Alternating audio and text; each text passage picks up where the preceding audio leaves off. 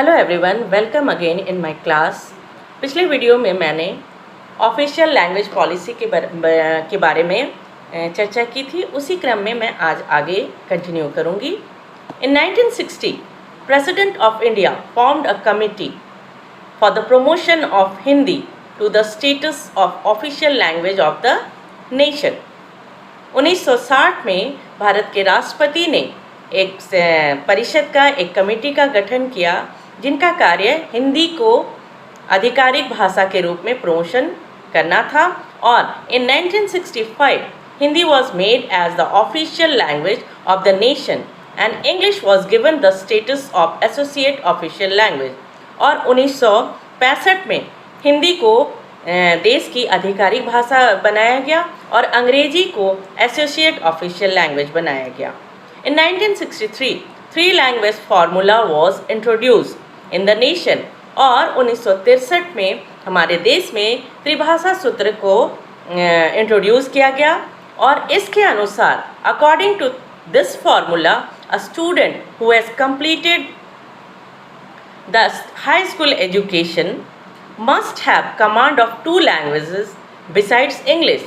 और इस त्रिभाषा सूत्र के अनुसार जो विद्यार्थी जिन्होंने हाई स्कूल तक पढ़ाई की है उनको अंग्रेजी के अलावा और भी दो भाषाओं में कमांड होनी चाहिए। और ये दो भाषा, ये तीनों भाषा क्या क्या है? That is first in his state language, और इसमें पहला भाषा क्या है जो उसका राज्य का भाषा है। सेकेंड इन हिंदी, दूसरा क्या है? हिंदी। और तीसरा है English, third in English. This three language formula was sincerely adopted by the Tamil Nadu government during 1963-65। और ये जो थ्री लैंग्वेज फॉर्मूला है तमिलनाडु गवर्नमेंट ने 1963 से 65 के काल में इसको उन्होंने बहुत ही सिंसियरली इसको फॉलो किया। And Hindi was introduced as school subject, और हिंदी को स्कूल सब्जेक्ट के रूप में इंट्रोड्यूस किया गया। Insertion of Hindi in Tamil Nadu created different attitudes in the minds of Tamilian, and C.N. Annadurai lead the Hindi education movement। और ये जो हिंदी को स्कूल का भाषा बनाया गया, स्कूल का सब्जेक्ट में शामिल किया गया, तो क्या होता है इसका प्रभाव क्या होता है कि यहाँ पे अलग अलग लोगों की अलग अलग भावनाएं होने लगी, अलग अलग सोच होने लगी यहाँ पे लोगों की, और सबके दिमाग में अलग अलग सोच होने लगी। और क्या हुआ? C.N. अन्नादुराई उन्होंने हिंदी एजुकेशन मूवमेंट की शुरुआत की, और his language power and presence of mind attracted student community and many students involved in Hindi education movement under the leadership of अन्ना। अब क्या हुआ? इनकी जो लैंग्वेज पावर थी बहुत ही मजबूत थी, जिस वजह से क्या हुआ, इससे उनके फॉलोअर्स बहुत बढ़ गए, बहुत से स्टूडेंट उनको फॉलो करने लगे। और क्या हुआ? उनके जो मूवमेंट है में बहुत से छात्र शामिल होने लगे। और ये जो मूवमेंट, हिंदी एजुकेशन मूवमेंट जो था, किसके लीडरशिप में था? अंडर द लीडरशिप ऑफ अन्ना, जो C.N. अन्नादुराई को अन्ना कहा जा रहा है इसमें, है ना। और क्या हुआ? Periyar E.V. Ramaswamy also supported Aringer Anna in opposing Hindi and supporting English। अब इनके साथ पेरियार E.V. रामास्वामी भी इनके साथ हो गए, और ये भी एरिंगर अन्ना को सपोर्ट करने लगे। हिंदी के विरोध में ये लोग हिंदी का विरोध कर रहे थे और सपोर्ट कर रहे थे अंग्रेजी को, अंग्रेजी का समर्थन कर रहे थे ये लोग, और हिंदी का विरोध कर रहे थे। आगे क्या होता है अब देखते हैं, आगे क्या हो रहा है। The Tamil script reform developed by Periyar was adopted by the MGR government and enforced on 19th October 1968. अब क्या हो रहा है यहाँ पे, तमिल स्क्रिप्ट जो है उसको रिफॉर्म किया गया। किनके द्वारा? Reform Tamil script reform develop by Periyar. किनके द्वारा डेवलप किया गया? पेरियार के द्वारा। और उसको was adopted by MGR government, और उसको एडॉप्ट किया MGR गवर्नमेंट ने, एंड एनफोर्स ऑन 19 अक्टूबर 1978। इसको एनफोर्स किया गया, उसको लाया गया कब? 19 अक्टूबर 1978 को। Since 1978 many more activities were carried out for the development of Tamil, Ingam Tamil, Ithilam Tamil, है ना। अब क्या हुआ, 1978 से बहुत सारे एक्टिविटीज़ को आगे बढ़ाया गया, और किसके लिए? तमिल के डेवलपमेंट के लिए, तमिल के विकास के लिए बहुत सारे एक्टिविटी हुई। और उसमें से है इंगम तमिल, इथिलम Tamil. Former chief minister J.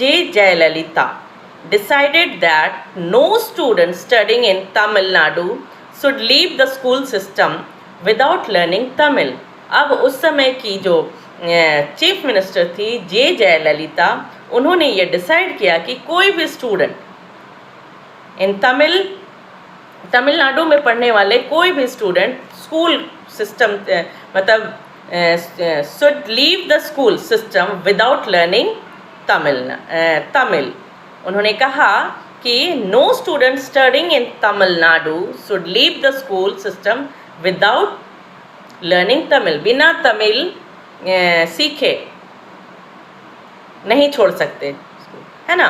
Hence she took the landmark decision to introduce the subject अरिवियाल Tamil. अब वो क्या की, वो एक लैंडमार्क डिसीजन ली। क्या डिसीजन ली? किस चीज़ को इंट्रोड्यूस करने का? उस सब्जेक्ट का, वो सब्जेक्ट का नाम था Aryal Tamil, scientific Tamil, from LKG to 12th standard in all categories of school. अब सभी तरह के स्कूल में LKG से लेकर क्लास 12 तक अरियाल तमिल, जिसको साइंटिफिक तमिल कहते हैं, उसको पढ़ना है। ये इस सब्जेक्ट को उन्होंने इंट्रोड्यूस किया LKG से 12th क्लास तक के लिए। In 1986 Indian prime minister Rajiv Gandhi introduce the national education policy. अब 1986 में उस समय के जो प्रधानमंत्री थे राजीव गांधी, उन्होंने नेशनल एजुकेशन पॉलिसी को इंट्रोड्यूस किया। शिक्षा नीति, राष्ट्रीय शिक्षा नीति को इंट्रोड्यूस किया। This education policy provided for setting up Navodaya schools where the DMK claimed teaching of Hindi should be compulsory. अब ये क्या किया, नवोदय विद्यालय नेशनल पॉलिसी में क्या बताया गया, क्या ये डिसीजन लिया गया कि नवोदय विद्यालय की स्थापना होनी चाहिए, और उसमें क्या है, DMK क्लेम किया गया और हिंदी वुड बी कंपल्सरी। उसमें बोला गया कि हिंदी कंपल्सरी होगी। The ADMK led by MGR, और ADM को कौन लीड कर रहे थे? MGR, है ना। was in power in Tamil Nadu and the DMK was the main opposition party। उस समय ADMK, जिसको MGR के द्वारा चलाया जा रहा था, उनका लीडर MGR थे, was in power, उस समय पावर में वो थे, और जो ऑपोजिशन के जो पार्टी था वो था DMK, सबसे बड़ा ऑपोजिशन पार्टी उस समय था। Karunanidhi announced an agitation against the opening of Navodaya schools in Tamil Nadu। Karunanidhi ने एक एजिएशन अनाउंस किया कि नवोदय विद्यालय स्कूल खोलने के लिए, है ना, उसके अगेंस्ट में, उसके विरोध में नवोदय विद्यालय स्कूल खोलने के विरोध में इन्होंने एक एजिएशन किया, अनाउंस किया, उद्घोषणा की नवोदय विद्यालय के विरोध में। अब क्या हुआ, कहाँ पे? तमिलनाडु में। On 13th November the Tamil Nadu legislative assembly unanimously passed a resolution demanding to abolish of Part 17th of the Constitution and for making English the sole official language of the Union। अब क्या हो रहा है, 13 नवंबर को तमिलनाडु लेजिस्लेटिव में एक announcement होता है, क्या? Passed a resolution demanding to abolish of part 17 है ना ऑफ द कॉन्स्टिट्यूशन। ये सब पार्ट 17 में आ रहा है, तो ये इसका विरोध में ये पास किए, रिजोल्यूशन पास किए, और and for making English the sole official language, और इंग्लिश को वो सोल ऑफिशियल लैंग्वेज बनाना चाह रहे थे। On 17th November 1986, DMK members protested against the new education policy by burning Part 17 of the Constitution। अब क्या हो रहा है कि 17 नवंबर 1986 को DMK के जो मेंबर्स थे, उन्होंने कॉन्स्टिट्यूशन के पास पार्ट 17 को जलाकर, है ना, इसका विरोध किया। किसका? ये जो एजुकेशन पॉलिसी लागू हुआ था उसका विरोध किया, न्यू एजुकेशन पॉलिसी का। Rajiv Gandhi assured members of the parliament from Tamil Nadu that Hindi would not be imposed। Rajiv Gandhi तब उनको ये सांत्वना दिलाते हैं, ये धीरज उनको ये बताते हैं कि हिंदी को वहाँ पे लागू नहीं किया जाएगा तमिलनाडु में, है ना। As part of the parliament, as part of the compromise, अब क्या हुआ, इन लोगों के बीच कंप्रोमाइज़ हुआ, समझौता हुआ, उसके अनुसार ये बातें हुई कि हिंदी उन्हें नहीं थोपा जाएगा। अब क्या हो रहा है, यहाँ पे Navodaya schools were not started in Tamil Nadu, और इसी as part of the compromise के अनुसार वहाँ पे क्या हुआ, वहाँ पे नवोदय स्कूल को नहीं स्टार्ट किया जाएगा तमिलनाडु में, है ना। The Karunanidhi government Samacheer Kalvi equitable system of education, Samacheer Kalvi को बोला जा रहा है इक्विटेबल सिस्टम ऑफ एजुकेशन। तो Samacheer policy is enforce from the academic year 2010-2011। अब क्या हुआ, the Karunanidhi government Samacheer Kalvi policy is enforce from the academic year 2010-11 में इसको लाया गया, है ना।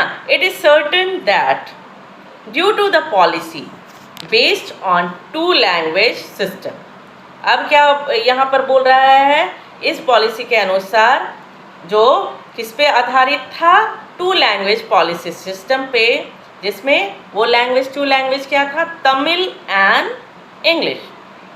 The state will not allow after 2015 Hindi, Urdu, Arabic, Persian, Telugu, Malayalam and Kannada in public examination. अब इसके अनुसार, इस पॉलिसी के अनुसार जो ये हुआ, लागू हुआ, the state will not allow क्या क्या after 2015 Hindi, Urdu, Arabic, Persian, Telugu, Malayalam and Kannada in public examination में इसको अलाउ नहीं किया गया। The object of the government is to do away with all the languages except Tamil and English from 2016। अब यहाँ पे गवर्नमेंट क्या किया, the government the object of the government का ऑब्जेक्ट क्या था, इज टू डू अवे, इसको अवे करना है क्या, ऑल द लैंग्वेज, सब लैंग्वेज को हटाना है, और किसको ये करना है? सिर्फ तमिल को और इंग्लिश को from 2016. The textbooks will contain syllabi extolling the Tamil schools and Tamil scholars and Periyar's teachings. आज के लिए बस इतना ही. धन्यवाद.